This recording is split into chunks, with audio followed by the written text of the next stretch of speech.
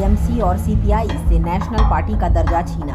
चुनाव आयोग ने तृणमूल कांग्रेस, एनसीपी और सीपीआई से नेशनल पार्टी का दर्जा वापस ले लिया है। इन तीनों पार्टियों का वोट शेयर देश भर में 6% से भी कम हुआ है। आम आदमी पार्टी को राष्ट्रीय पार्टी का दर्जा मिल गया है। अब 6 राष्ट्रीय पार्टियां हैं: बीजेपी, कांग्रेस, बीएसपी, माकपा, एनपीपी और आप। इसके अलावा राष्ट्रीय लोकदल से राज्य स्तरीय पार्टी का दर्जा वापस लिया गया है। जयंत चौधरी की इस पार्टी का पश्चिमी उत्तर प्रदेश में प्रभाव है। गुजरात में आपको करीब 13% वोट शेयर मिला है। चुनाव आयोग ने आम आदमी पार्टी को नेशनल पार्टी का दर्जा दिया है। नेशनल पार्टी के लिए आपको गुजरात या हिमाचल से 6% से ज्यादा वोट शेयर पाने की जरूरत थी। गुजरात में आपको करीब 13% वोट शेयर मिला है।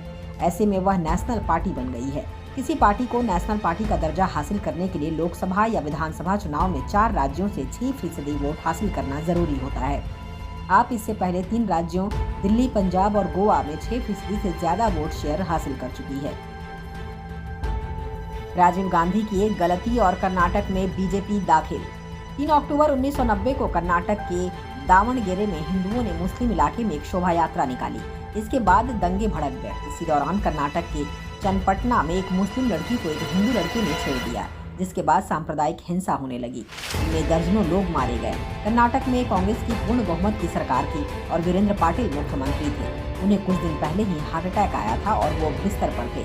दंगों की वजह से लोगों में आक्रोश था। उस वक्त के कांग्रेस अध्यक्ष राजीव गांधी डैमेज कंट्रोल के लिए कर्नाटक के बेंगलुरु पहुंचे। थोड़ी देर बाद उन्होंने वीरेंद्र पाटिल को मुख्यमंत्री पद से हटाने का ऐलान कर दिया। इस साल सामान्य से कम बारिश का अनुमान, देश में अनाज की पैदावार घट सकती है। इस साल मानसून सामान्य से कम रहने का अनुमान है। प्राइवेट वेदर एजेंसी स्काईमेट ने सोमवार को मानसून का अनुमान जारी किया है। इससे देश में फूड ग्रेन प्रोडक्शन घट सकता है। प्रोडक्शन कम होने पर महंगाई बढ़ सकती है। स्काईमेट ने जनवरी में भी मानसून के सामान्य से कम रहने का अनुमान लगाया था और अब इसने अपनी उसी आउटलुक को बरकरार रखा है। देश में किसान आमतौर पर 1 जून से गर्मियों की फसलों की बुआई शुरू करते हैं। ये वो समय होता है जब मानसून की बारिश भारत पहुंचती है। फसल की बुआई अगस्त की शुरुआत तक जारी रहती है। सामान्य से कम मानसून के कारण देश में अनाज की पैदावार को नुकसान पहुंच सकता है। मार्च की बेमौसम बारिश से रबी फसल पर भी असर पड़ने की आशंका जताई गई है। लॉन्ग पीरियड एवरेज से कम बारिश का अनुमान स्काईमेट ने बताया है कि लॉन्ग पीरियड एवरेज यानी एलपीए की 94% बारिश हो सकती है। यदि बारिश एलपीए के 90 से 96% के बीच होती है तो इसे सामान्य से कम कहा जाता है। यदि मानसून एलपीए का 96% से 104% होता है तो इसे सामान्य बारिश कहा जाता है। स्कूली लड़कियों को फ्री पैड देने की मांग। स्कूल में 6 से 12वीं तक की क्लास तक की लड़कियों को सैनिटरी पैड मुफ्त देने की मांग वाली याचिका पर सुप्रीम कोर्ट ने केंद्र को निर्देश दिया है। इसमें कहा गया है कि मेंस्ट्रुअल हाइजीन पर सभी राज्यों और केंद्र शासित प्रदेशों के लिए 4 हफ्ते के अंदर एक सामान्य पॉलिसी बनाकर रिपोर्ट पेश की जाए। Chief justice DY Chandrachud, justice PS Narasimha और JB परदीवाला की बेंच ने राज्यों और केंद्र शासित प्रदेशों से स्कूलों में लड़कियों के टॉयलेट की उपलब्धता और सैनिटरी पैड की सप्लाई को लेकर जानकारी भी मांगी है। साथ ही राज्यों और केंद्र शासित प्रदेशों से सैनिटरी पैड और सैनिटरी पैड वेंडिंग मशीन के लिए किए गए खर्च का ब्यौरा देने को भी कहा है।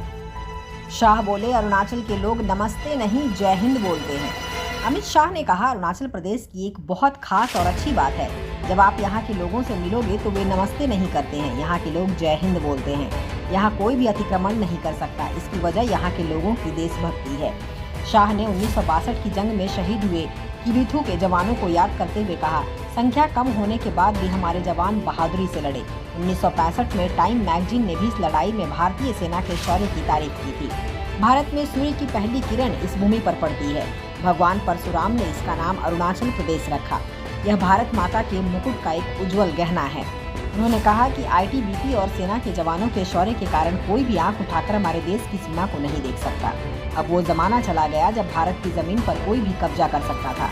आज सुई की नोक बराबर भी जमीन पर कोई कब्जा नहीं कर सकता। मौसम हर साल ले रहा 50 लाख की जान। अप्रैल आते ही गर्मी ने रंग दिखाना शुरू कर दिया है। सुबह हुई नई की सूरज देवता आग बबूला हो जाते हैं। सड़कों पर दिन के 9 बजे से ही धूल उड़नी शुरू हो जाती है।